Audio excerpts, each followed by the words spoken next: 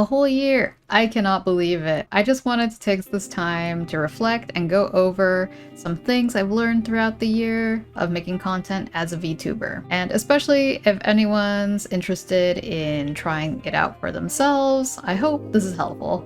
Some background info on me. My name is Spicy. My character is a possum. I debuted my model in May 2023.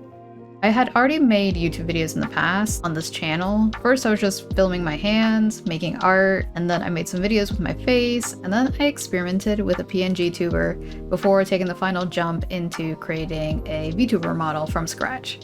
I think I clocked in about 15 hours of work into this model, not including the time it took to make the art. It can be intimidating to start as a VTuber because there's a lot of things associated with VTuber culture, like debut streams, having lore for your persona, and not sharing your past as a non-VTuber, in other words, your IRL self. But the beauty about being an indie VTuber, in other words, not having a contract with a big company, is that you can make VTubing whatever you want it to be. For example, my debut, it wasn't even a stream. It was just a video where I just showcased the model and introduced myself a little bit. And despite that VTubing is heavily associated with streaming, I didn't start streaming until I was months into VTubing. And that was because I was nervous about my internet and my computer not being able to handle it. So I just made videos with my avatar. This got me comfortable with video capture and the face capture software. I think I'll make another video that's more in depth about the software and hardware that I use. Let me know if that will be of interest in the comments below. I also think that me starting with filming videos instead of jumping straight into streaming got my introverted self comfortable with the idea of speaking to a webcam. If I were to do it again, I would approach it the same way. When I eventually did decide to make the jump to try out streaming on YouTube, was there scuff? Absolutely. But do I regret it? Not at all. It was a big learning experience. There's definitely a difference with being able to talk to your audience in real time versus through comments. I feel like I could connect with my community a lot more. Also, shout out to my viewers. I still run into lag with my stream because of my unstable internet connection. For example, during my anniversary stream, which just happened, I ran into bad lag issues, but folks still stuck around.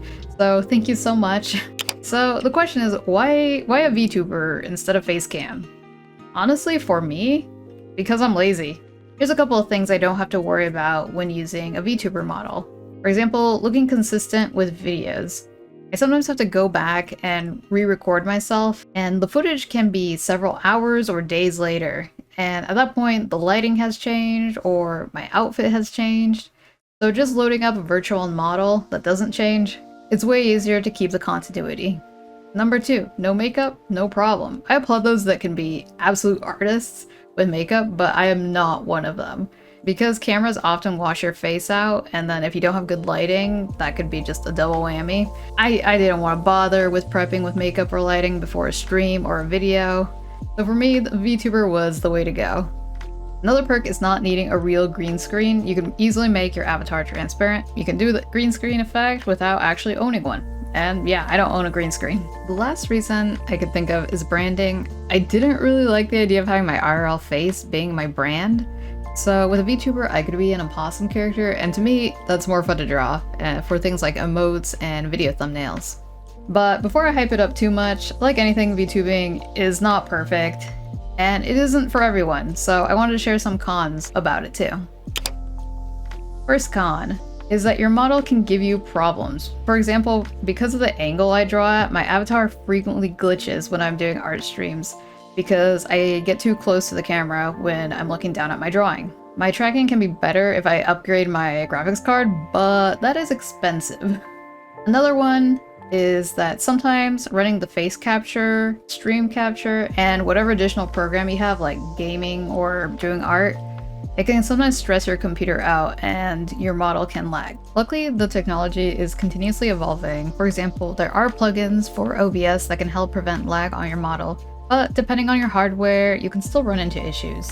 Another con is secrecy. So this one personally doesn't affect me, but I know that some VTubers either require or prefer to have their IRL face a secret, which can limit your ability to do some content like vlogging. Similarly, avatars have their limits. Assets exist to make your avatar more dynamic. For example, I have this extra arm that I made to carry this shark, but they can be expensive or a lot of work. I know I've been wanting to do an additional outfit, but I've been postponing it because at the moment I do not have the free time to work on it. Lastly, barrier to entry. So video making and streaming already have barriers to entry, for example, getting good sound, video quality, good internet connection, just to name a few, and it's not available to everyone. So on top of a custom VTuber avatar, it's not cheap. The only reason why I was able to skip paying for the avatar is because I already had drawing experience, and I had the time to learn a program from scratch. There are other pros and cons that I probably missed, but these were the ones that first came to mind. If you're thinking about VTubing, but either the cost of buying a model or the time to make one from scratch is what's keeping you from starting, I suggest experimenting with simpler avatars or pre-made models, some which can do small changes like the colors of the model, so you're not the exact same copy as someone else who's using the same model. Just note that there are quite a few that use AI art, so if you'd like to avoid that, be sure to look into the artist's history. Usually it's new accounts. AI software became widespread around 2022 through 2023, so there was a big influx of new accounts with no prior social media presence.